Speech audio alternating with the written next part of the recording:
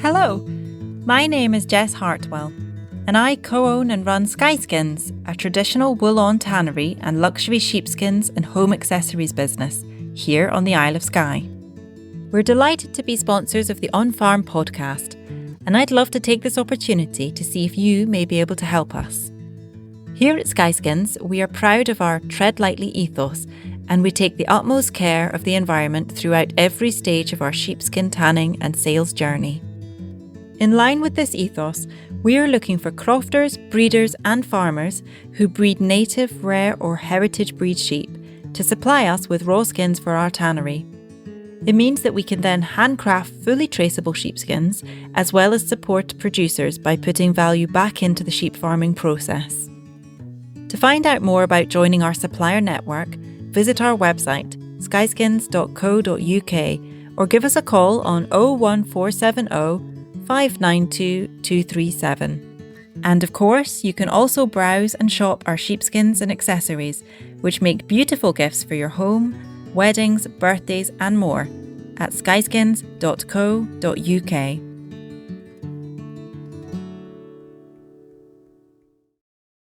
Hello and welcome to the On Farm podcast. It's Anna here with you again this week. I am actually hoping to pay a visit to Monty later this week. So hopefully next time you hear from me, I'll be able to give you a little bit of an update on his health. I've been texting him and he's managed a wee holiday in Tain over the summer and I think is feeling good. So hopefully the health update will be nothing but positive news.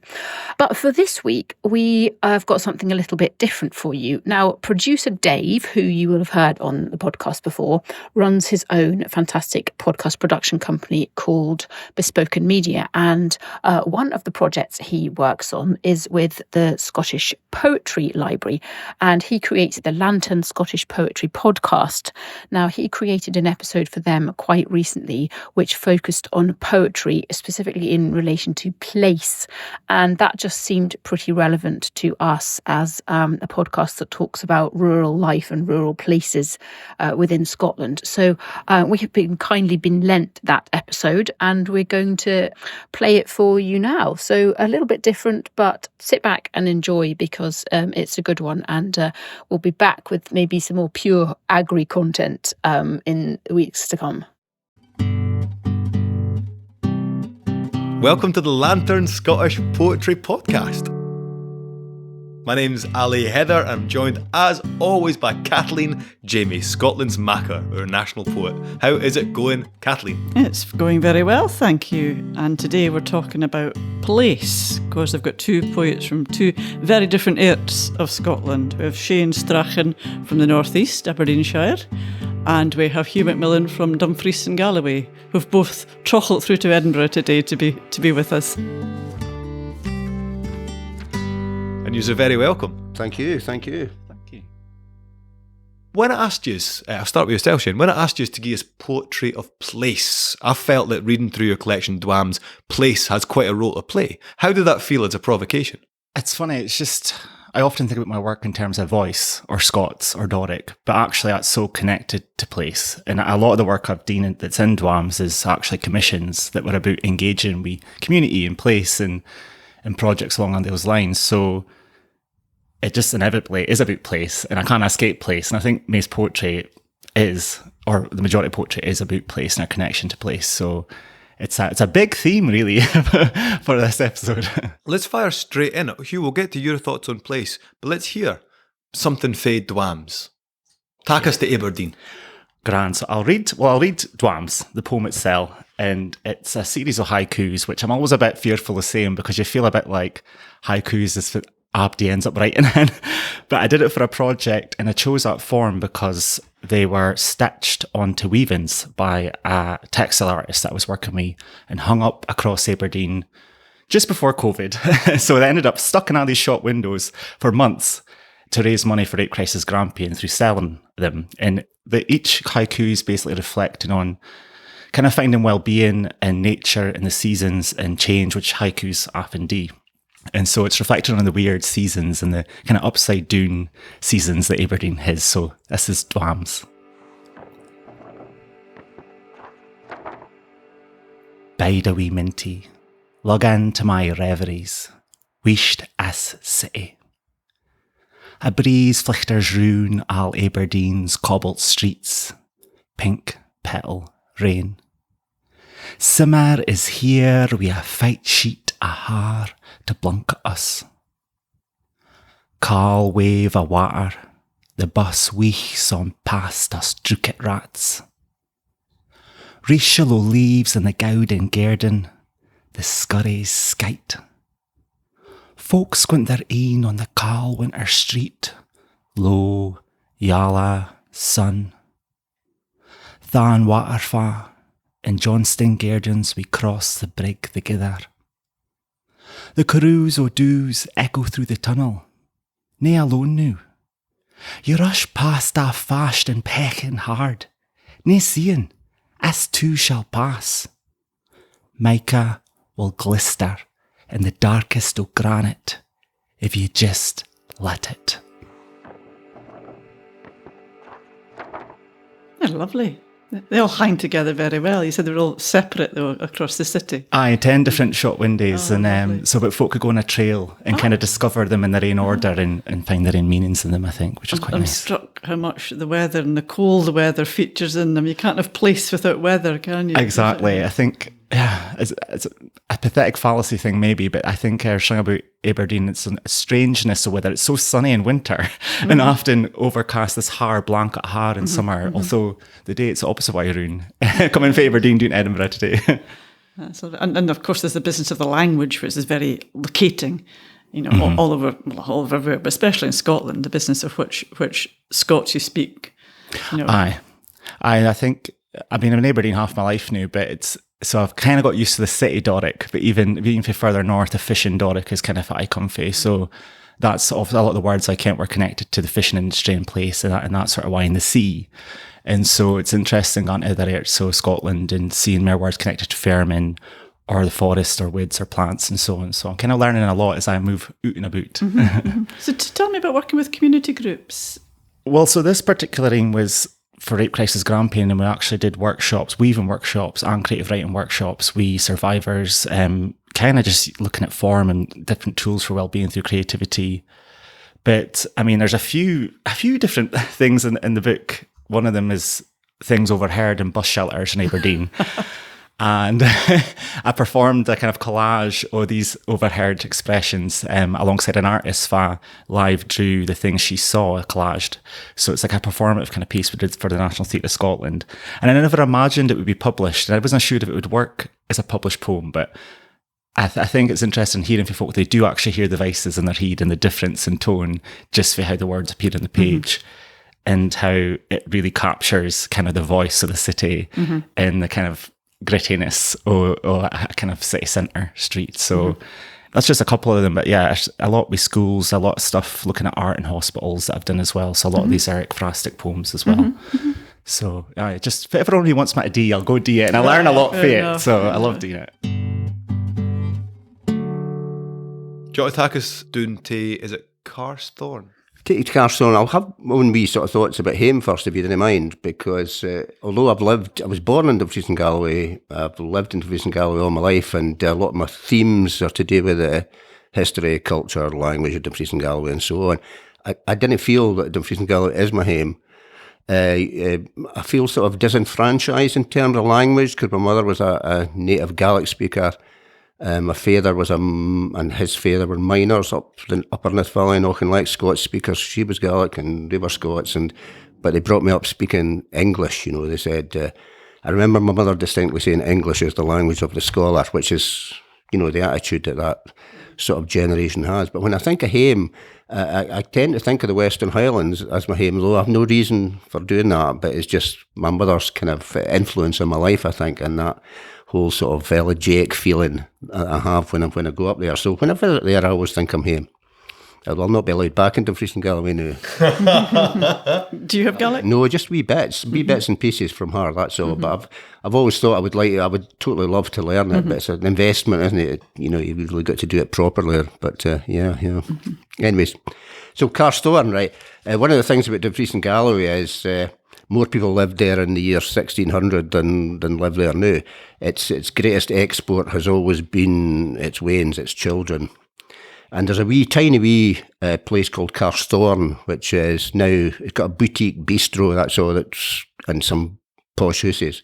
That's all that's to it.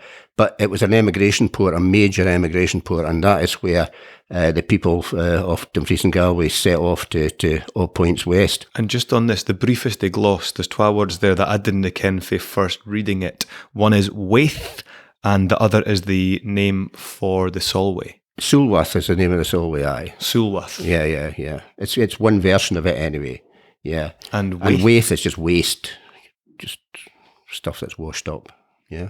Jeez. So there's nothing there anymore apart from just the bones of a pier, and folk go there every Sunday or whatever and didn't know what its history is and what happened there.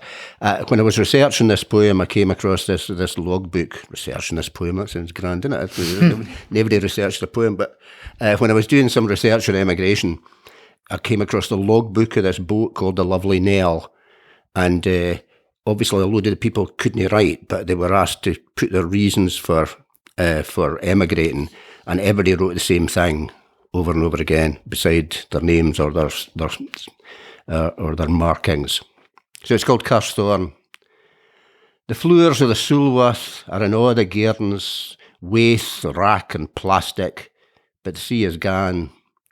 In Carsthorne new it's Sunday roast in a pub kitched like a poop deck. We'll chow and rout and maybe shudder the sticky taffy pudding in, and watch the grey kidney a glore that stretches to Annan and Sillith, a yont to Richie Booktoe, the Bay de Chalou, doon the silt slash to Limbo, 21,000 in yin year alane, for a single pier, new black banes. The Lovely Nell to Echty Twa, the only reason screeve it in the logbook hour and hour, for breed, for breed, for breed, for breed. Where is Richie Booktoe?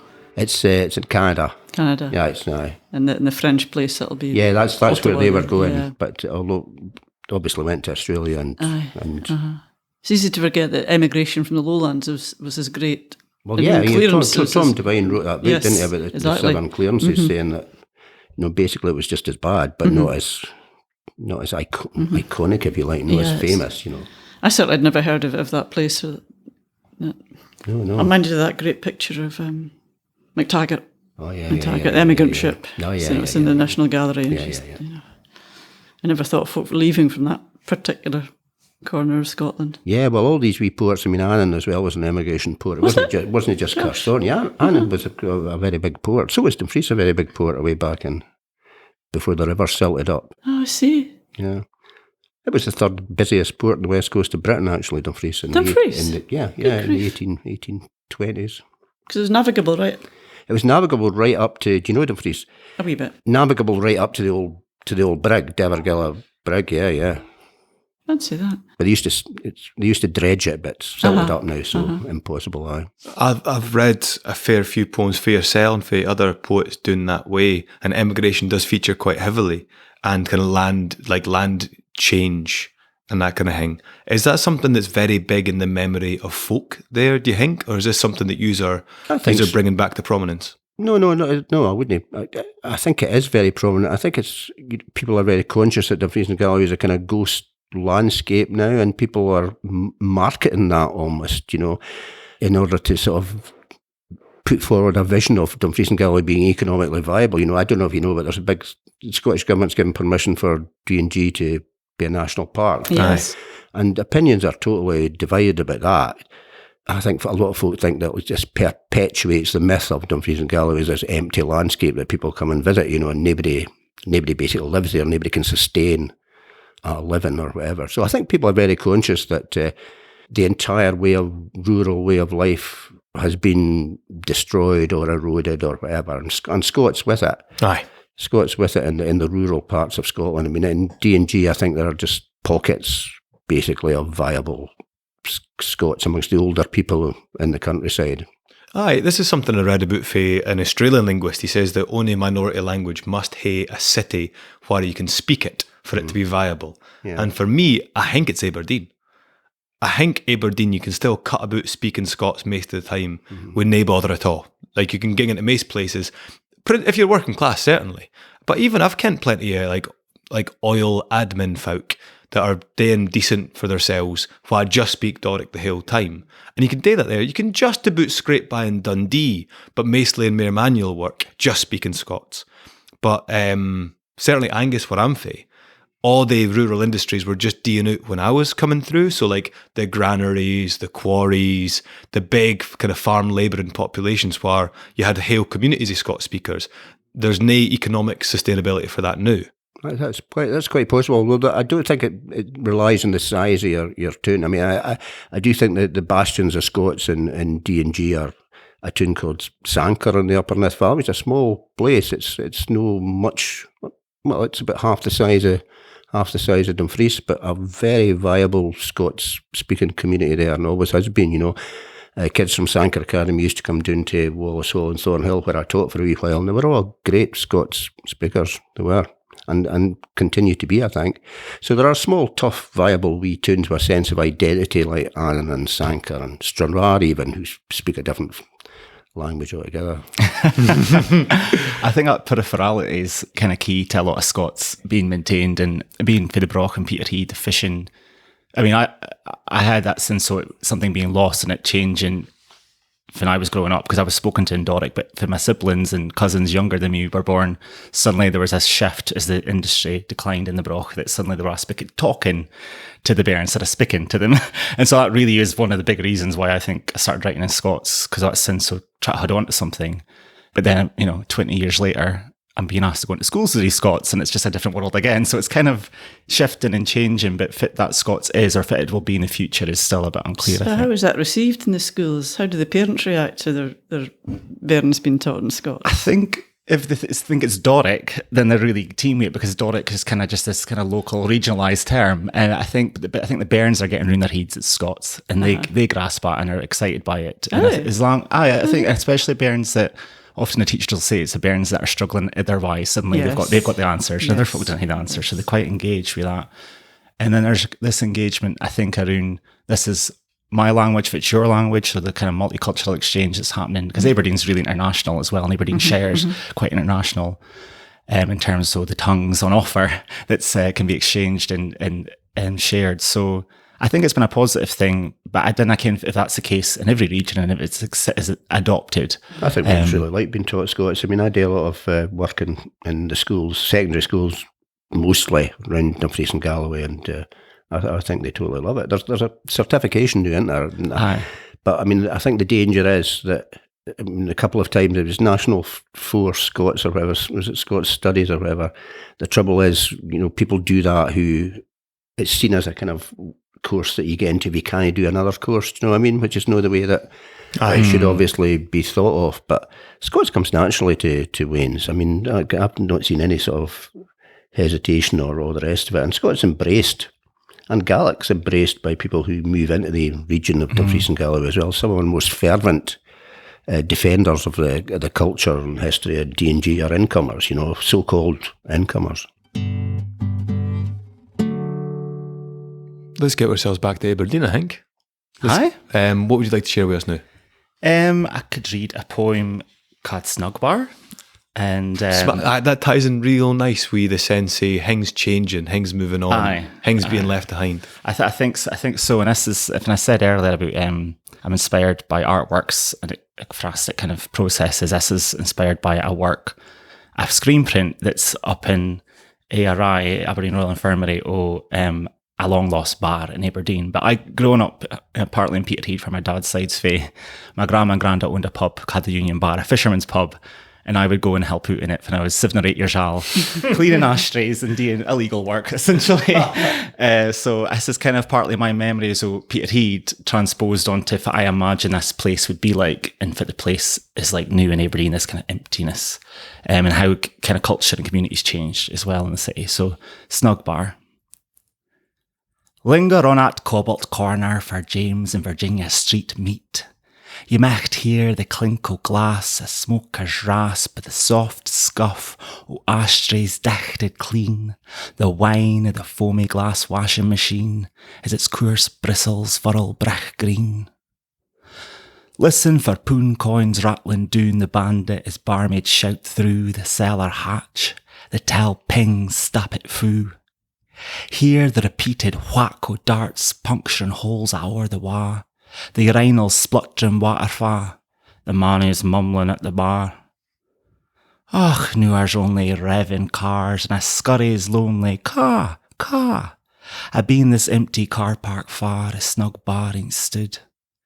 As void atween fancy flats for folk hide inside, deaf to the last order's bell chime, and the drink up, it's hame time. We seem to speak a lot in this podcast about language, place and memory and how they're all intertwined and all support each other. You know, do you feel you have a job as a witness or an archivist or something of this sort? Both of you, I think, as part of your role as poets? I think, especially writing in Scots, I think a lot of it is the language the Scots I was brought up with. And you got this sense, again, a word will come back to you and you think, oh, I've not said that in so long. And suddenly this realm of memories is attached to it. And you think, oh God, that could have just been gone forever. Aye. Unless you go hunting through the Dictionary of Scots language, and sometimes that'll help reignite those kind of connections. But I do think about Fitzloss, especially coming face somewhere like the Brock and Peterhead. It's an underwritten kind of place. Yes, and it so is, yeah. in Aberdeen, quite underwritten for a city, I'd say, compared to other parts of Scotland. So I think I feel a kind of obligation to kind of capture the city right. and the tunes and fae in the northeast more generally, because I think there are great writers, but they're often will stick to the patch, whereas I like to get out and about and share Scots and Doric beyond the northeast. Hate, and I've realised folk are receptive to it once they tune into it. But I think it has meant in the past that the northeast is kind of overlooked or forgotten about sometimes in the wider Scottish literary scene. Yeah, I'd certainly be hard pushed to name any poets from Aberdeen off the top of my head. The last century? Sheena Blackwell is usually somebody that comes to mind for folk, but I mean, she does most of the stuff she does will be just in the hyper localised, isn't it? Aye. It's a struggle. I wonder why. I think it's maybe a little bit of a struggle and disconnect around the Northeast Scots thing, and folk feeling fearful about how it'll be received. But also I think there's been a lot of bad poetry, to be honest. Parochial stuff. You said it, not me. Okay. But, I mean, I'm willing to say it. In my heat hung thinking him. But I think it is a bit of that as well. Quality has been an issue. And readership and interest has been an issue. But it's really changed. The spoken word scene has really changed in Aberdeen. It's a growing thing. And I think for the better. Oh, aye. Like Joe Gilbert and Maidie and Sangu are these up and coming spoken word poets that are doing really well in the national scene. Has really changed the perceptions of the kind of what's going on in Aberdeen, I think. Oh, that's interesting. Injecting energy into it. Oh, that's interesting. To getting back to the southwest, do you say much of a spoken word scene in Dumfries? Yeah, there is. There's various organisations have set themselves up recently. I mean, when I first started writing, there was nobody to help you at all. You know, you were walking the rampart alone, sort of thing. But there's the Stove, which is a really good organisation in Dumfries who run regular spoken word events and so on. Getting back to what you were saying before there, I do think that recording people's lives is an essential part of writing poetry, whether it's in the southwest, northeast, or wherever. And I do think that's a historical role of poetry to give voice to folk who, for your own sake, but also for their sake, just to record the sort of lives of ordinary folk, whether it's in pubs or whatever, so-called ordinary folk, none of them are ordinary. And I do a lot of that in my poetry. And that thing you were saying there, Kathleen, about memory and place being linked, I feel that particularly. History has always been my sort of enthusiasm. I'm an ex-history teacher, broken down history teacher. And, that whole sort of thing of what you remember from your own past is something that I've always been sort of very interested in. That's what this poem at sea is about. I don't know whether you want me to read that, but it's basically about my mother, and it's based in what was the fisherman's mission up in Oban, and it's now a a pretty swanky seafood restaurant, and I was in there scoffing oysters or whatever, and I remembered that the last time I'd been in there was with my mother when it was the Fisherman's Mission. So it's a bit that, but it's also about, the difficulty of remembering that sort of interface between imagination and memory. So it's called that sea. It's in English. I'm having scallops and Sauvignon Blanc in a restaurant with huge windows, and the sea and sun are throwing light on my face. When I was here with my mother, it was the Fisherman's Mission. The walls were painted dark blue, and she had a long faded coat, not because she was poor, but because she is from the past. Everything is dark blue in the past and half seen. The wallpaper, the pictures with nothing on them, the faces with nothing on them, a tea urn maybe, a giant tea urn, or no tea urn at all. The mind is one go and the past is stuck there, rinsed by other stuff, old films, other photos, you or others thinking, it can't have been like that, probably more like this. At the end, what's left is that colour, dark blue, and my mother saying, this is nice, they help people lost at sea. I really Yeah, it's about the unreliability of memory as well. Well, that's isn't right, it? that's right. That's why I love so much about history, because I do a lot of work based on Scottish history, and it's sourced so badly, and the sources that do exist are so biased that, it's a great, just make things up. What do you mean sourced so badly? Well, the sources are biased, aren't they? I mean, sometimes the sources don't exist. I mean, I like medieval history and Dark Age history and all that stuff, and where the sources exist, they're written by one side or another. Napoleon said history is a set of lies agreed upon, which sort of sums it up. So the thing that attracts me about writing about history is you can actually, you put yourself in people's boots and all the rest of it, but you can make a whole lot of stuff up, which appeals to me. It does. I'm interested that this one would have thought is the realm of the novelist rather than the poet. Finding characters, animating them, speaking for them, giving them pasts and that. I'd always thought that was the role of fiction rather than poetry, but you two have, not just you two, I other suppose people you're do right, too. but I mean, I don't know. I don't think these things are so clearly defined, are they? I hope no. We can just do away with all the novelists and only have poets. That'll be Quite right too. I like to move across form a lot, I guess, and I think some of mine are more for performance or like a spoken monologue. So the kind of character that has a narrative together is probably one of the reasons for that. And I've always been also really interested in the North East ballad tradition. Yeah. And I think kind of that's quite character and narrative driven, and it's not necessarily for the point of view of the poet as such. I think I'm maybe tapping into that past Scots poetic history more than the contemporary kind of poetic kind of forms and mode. But I get what you mean. Working a wee thing to do with the Battle of Cottray, which I don't know whether you know about that. No. Well, it was a great sort of uniting of the Brythonic tribes against the Saxons when the Saxons sort of first arrived. But it's Celtic verse and Anglo-Saxon verse have things completely in common. They have this formulaic approach. It's mostly about heroes, right? And they talk about how the hero dressed, how the hero got on his horse, how the hero slept, how the hero drank and stuff like this. And then they all have this little magic realist bit at the end. And it's all based, I think, on the Homeric tradition of Achilles. But then something weird happens at the end of every verse, like Achilles' horse speaks to him and things like that, right? And it all seems perfectly natural when that happens. So, I mean, I do like that kind of traditional sort of thing as well. So that's my current project. I just thought of it day before yesterday. Oh, I do. I think that stuff's absolutely brilliant. Like, we're sat here in the Poetry Library in the shadowy Arthur seat, and the first time I started to really like that hill was when somebody reprinted the Gododin, which is the oldest poem in Scotland. That's what this is about. That's the Battle of Cottray. Yeah, that's about the Battle of Cottray. Of course it is. Yeah. So there's, just for our less erudite listeners than you and I. me again. So the Gododin's the oldest poem that we ken of written in Scotland, we think, written by the kind of Welsh-speaking Brythonic tribe that lived on Arthur's Seat. And the poem is basically they spend a year getting really steaming and feasting and then go straight to battle which apparently isn't a great prep.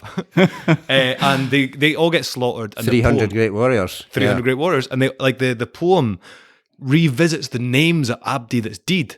And it's a brilliant piece of work. And you can get it here at the Scottish Poetry Library, actually. I'm going to go and read it once we're finished here. Well, I was trying to do a thing where I get an English poet to do the Saxon side. And since the structures are the same sort of thing, I think it'd be quite an interesting thing to happen. Wasn't it just three? There must have been a whole lot of foot soldiers that weren't mentioned. See, speaking of place and ephemerality, I'd love to bring us to a poem of yours that I hadn't read until you sent it through for me to read. The Girls in the Wood. Absolutely, a really interesting piece of work. Interesting, isn't it? I'd love you just to explore that. Can you read it for us now? And then we'll explore it a wee bit, because we're talking about ephemerality, recording folk that are, obviously, in quotations, ordinary. Aye. And this is a really great wee insight, and I'd love to hear it and then chat about it. It's a true story. And it's from Penpunt, the village that I live in. The Girls in the Wood. There's a mob of small girls who roam the woods here.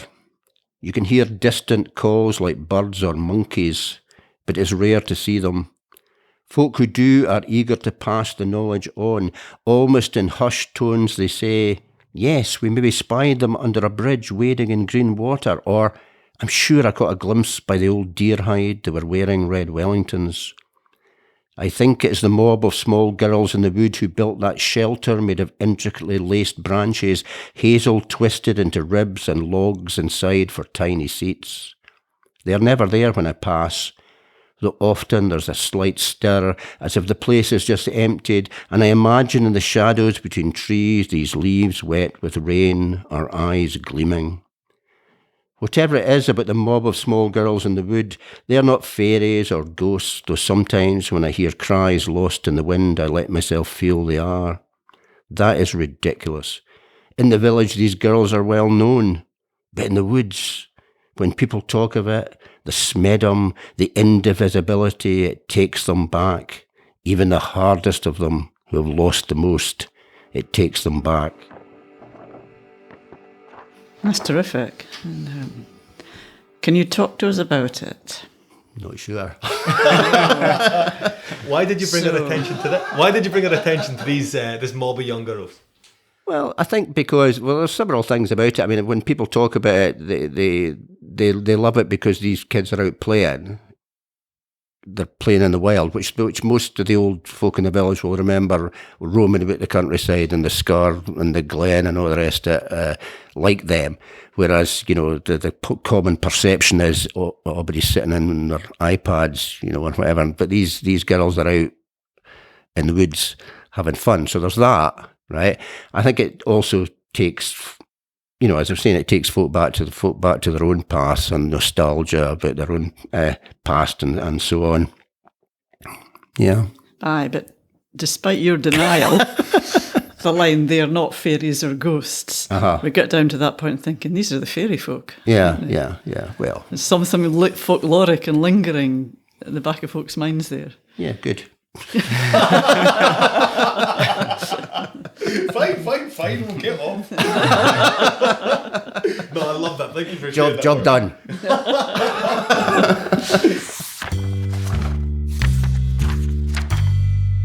Something that I love to do on the Lantern is have Kathleen read a canonical work, and we have something for the canon lined up. But first, I think we have to hear fae Shane on the canon piece. Grant. So I've recently been in Arbroath on a writing residency, Ali's neck of the woods, and to kind of explore Scots and the literature or the tune in relation to the abbey and the place and so on. And I was interested in Ghana as somebody on the east coast, but further north, thinking about fishing connections, coastal connections, and Scots. And so I was reading a lot of Marian Angus's work. I was a brilliant poet about 100 years ago, and she lived there in Arbroath and in Aberdeen, so she was kind of of interest to me. And it was a great way to go through her work to learn more about Arbroath and what Arbroath was like as a place, and also the Scots that used to exist there that maybe isn't as there as much now, and to actually visit the places she was writing about so that I could see it through her lens. And Just quite a supernatural lens in places, but a kind of ballad lens as well. So she's really got a lot out of doing that. So the poem's called The Last Ride, and it starts with a quote by a reverend that was in the church. Her dad was a minister in a forum. And he said, "One of the most unconventional people in our broth, Marian Angus was the first lady in the town to smoke and the first lady in the town to ride a bicycle." So whether that's true or not, I liked it, and it worked for this poem. So The Last Ride. On the last bike ride, you mark your way past the grey Aishler facade o' Erskine Kirk. Your father's pupit stands quite new. Aboon the stoury pews were, as a lass, all wifeys we lang sichted een would pass you, sacred sweetmeats wi' ringless hands, and you'd low wi' a gowden licht. Fae Commerce Street, you weich through the crooked seaward toon, its forest lums huddled round the brothic burnie, where the stink o' flax, heckled and bleached in Millgate's plashes, mells wi' the satty reek o' smoky barrels. A guff ye dreed it as a bairn newly flitted to Bunk Street. Ayont the foot of the toon, the wheels spin doon atween the signal Toorie and the common green, where foxglove heeds turn to Elfinland, and the coconut scent o' Gowden wind sipes in. Their yalla petals glint till the sapmood sea, as it tries to sough softly, so the bell rock mech slummer langer on the horizon. As drowsy simmer nacht, there's nae time to ging back to Kepty Pond and watch the year ging round fae green to Gowd. Nae time to get your skates on and skite o'er the loch's icy face afore it fades. The grey pupit pleeps seen replaced, besparas skimming the glacy burnies. On Elliot Links, the bike slaws to stop. Your nephew sets his mortal foot down on the grass and taks you out the basket. As the lake sun sets reed, he opens the urn. You flee up and furl with the bland sands. Like reek, you become as shadowless as wind, and fa asleep aneath the hungry waves. Lovely. I'm very fond of Marian Angus, and she's got that folkloric old ballad thing going on, which you have too, despite what you say. So I was just literally opened this collection of Marian Angus at random, and I found a poem that speaks to both. You know, it's called News. Do you know it at all? No, you may do when I read it. News.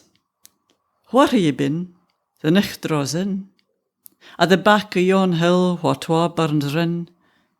What did you hear? What have you seen? Lassies and lads on the dancing green. A woman singing her bairn a sang. The hush o' a hoose where mourners gang. The piper that plays to the naked air. A bawdy tale and an auld wife's prayer. The world and all that's haud therein. At the back of yon hill where twa burns rin. That's great. McDermott said she had the authentic ballad shimmer. It's a homeliness, but then that eeriness at the same always time. Always eerie, yeah.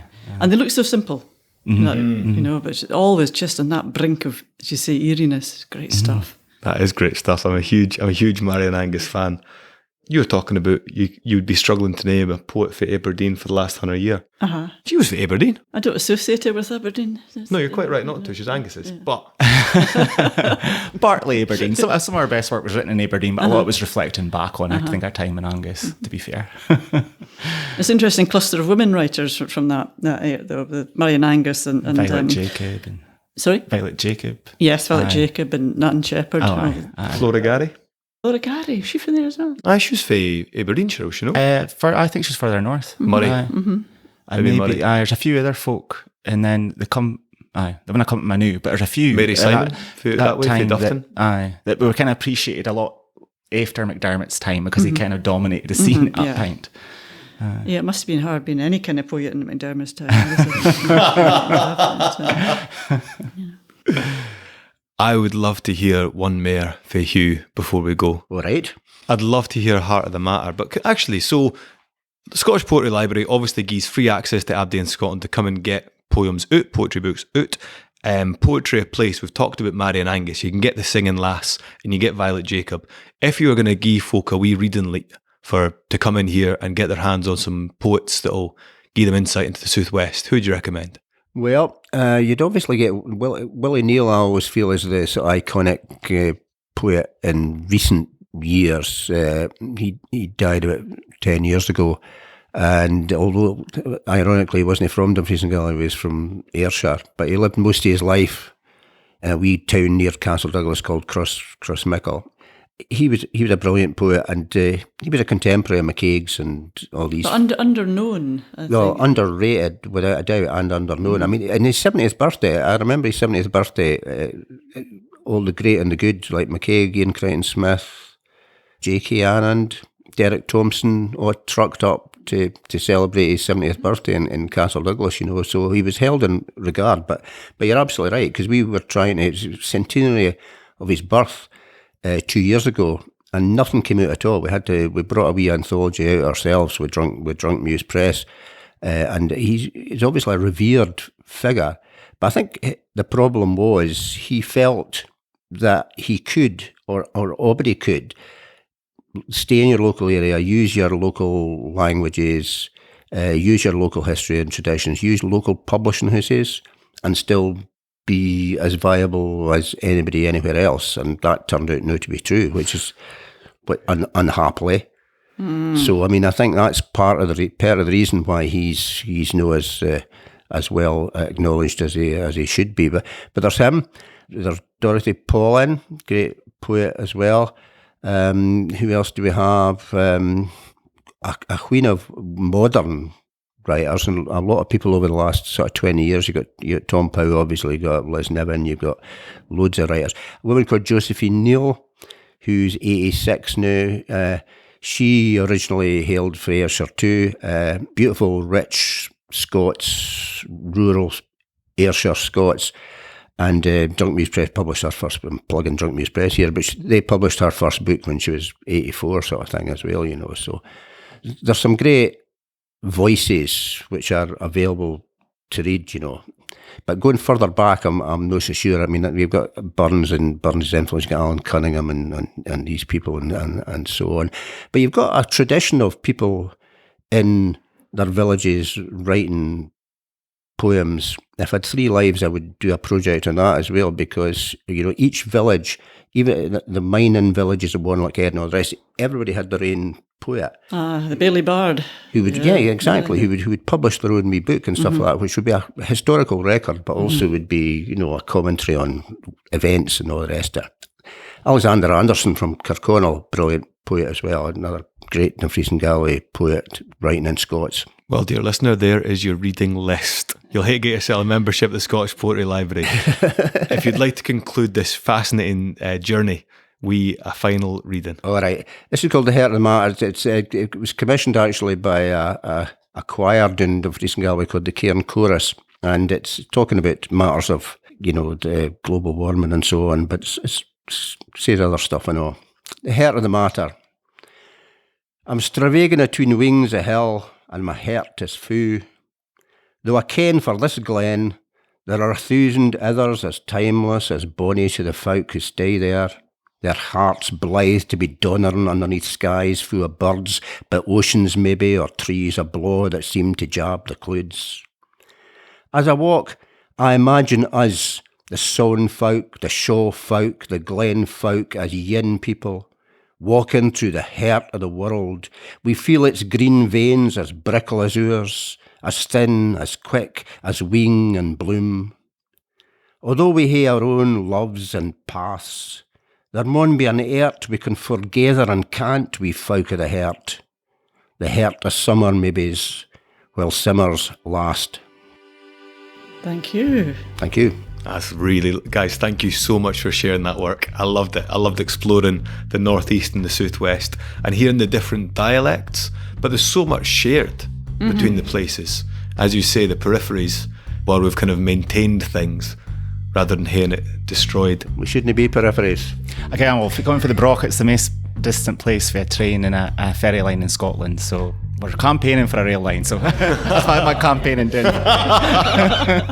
Well, guys, I thank you both for coming on the Lantern. Makar, thank you as always. Pleasure. And thank you once again for listening.